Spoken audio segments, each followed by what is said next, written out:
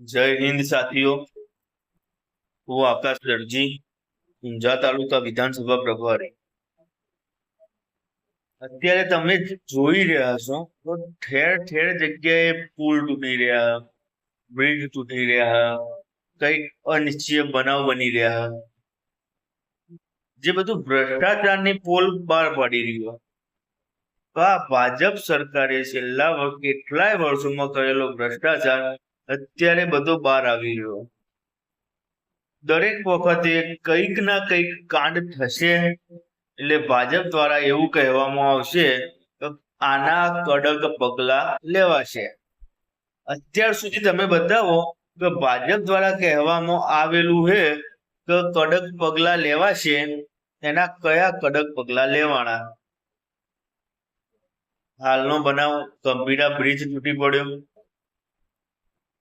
ભાજપ દ્વારા એમના આપણા મુખ્યમંત્રી ભૂપેન્દ્ર પટેલ દ્વારા કહેવામાં આવ્યું ખાલી એક ભાગ તૂટી પડ્યો, જો એમને બધા ભાગ તૂટી પાડવાના હતા?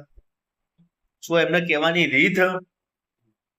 આજે 15 જણાનો મૃત્યુઆંકનો આંકડો બહાર આવ્યો। છેલ્લા કેટલાય સમયમાં કેટલાય લોકો આવી અનિચ્છનીય અને ભ્રષ્ટાચારના લીધે કેટલાય લોકો મૃત્યુ પામ્યા। ભાજપ આ રીતના ભ્રષ્ટાચાર કરતું જ રહે તો આપણે ગુજરાતની જનતા એટલો ગોડાઈએ કે આપણે એનો વોટ હાલ કરીએ। જ્યારે બી કઈ થાય ચૂંટણી આવશે ભાજપનો વોટ આલો, આવું તો તમે બદલો યાર। જ્યારે જોઈએ એટલે ભાજપનો વોટ આલવાનો, જ્યારે જોઈએ એટલે ભાજપનો વોટ આલવાનો। તમે વોટ આલો તો તમે લડવા છો ને યાર, કા થયું તમે અનુમાન પૂરેપૂરો મને કરી આલો, અનુમાન ન્યાય આલો। જે ચૈતર વસાવા જો મનરેગા ભ્રષ્ટાચારની પોલ બહાર પાડી કે ભાઈ આમાં આટલું કૌભાંડ થયું એટલે પોલીસે એને જેલની અંદર પૂરી દીધો, અને જેને કૌભાંડ કર્યો, જેને ખરેખર ભ્રષ્ટાચાર કર્યો, જેને અત્યારે ખરેખર જેલમાં હોવાનું એ અત્યારે બહાર ખુલ્લેઆમ ફરી રહ્યા। ચૈતર વસાવા જામીન અરજી દાખલ કર્યો, એની અરજી કોર્ટ દ્વારા ફગાવી દેવામાં આવે।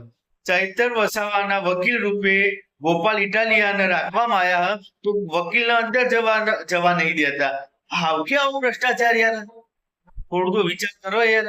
આપણે વોટ આલ્યો એ આપણા મા બાપ નહીં, આપણે એમના મા બાપ છીએ, એ આપણા નોકર છે, આપણું કામ કરવાની જવાબદારી એમની છે। અત્યારે એમનું કામ કરી રહ્યા। આટલો ભ્રષ્ટાચાર થાય, આટલું ખરાબ થાય તો તમે કશું બોલતા નહીં યાર, કઈક તો બોલો।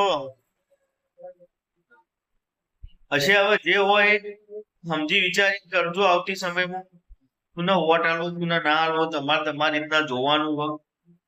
આ ભ્રષ્ટાચાર ખતમ થાય એવી મારી આશા है। જય હિન્દ, જય ભારત, જય માતા।